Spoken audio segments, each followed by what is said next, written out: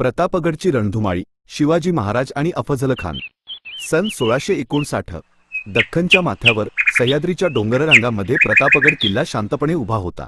परंतु त्याच्या सभोवताली राजकीय वादळाची चाहूल जाणवत होती.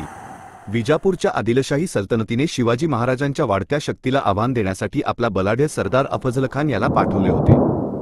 अफझल खान आपल्या प्रचंड सैन्यासह निघाला. त्याच्या मनात एकच ध्येय होते, शिवाजी महाराजांचा गर्वहरण करणे. अफझल खानाने शिवाजी महाराजांना निरोप पाठवला, शरण या, नाहीतर तुमचा नाश अटळ आहे. पण शिवाजी महाराज घाबरले नाहीत.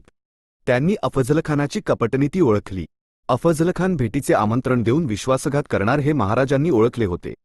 तरीही महाराजांनी अफझल खानाला भेटायचे ठरवले, पण आपल्या पद्धतीने. प्रतापगड किल्ल्याच्या पायथ्याशी एक शामियाना उभारला गेला.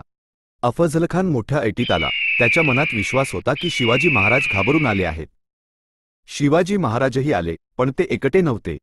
त्यांच्यासोबत त्यांचे विश्वासू मावळे होते, जे लपून बसले होते. महाराजांनी चिलखत परिधान केले होते आणि वाघनखे लपवली होती. भेटीच्या वेळी अफझल खानाने महाराजांना मिठी मारण्याचा प्रयत्न केला. त्याच वेळी त्याने महाराजांवर वार करण्याचा प्रयत्न केला. पण शिवाजी महाराज सावध होते. त्यांनी आपल्या हातातील वाघनखे काढली आणि अफझल खानाच्या पोटात खुपसली.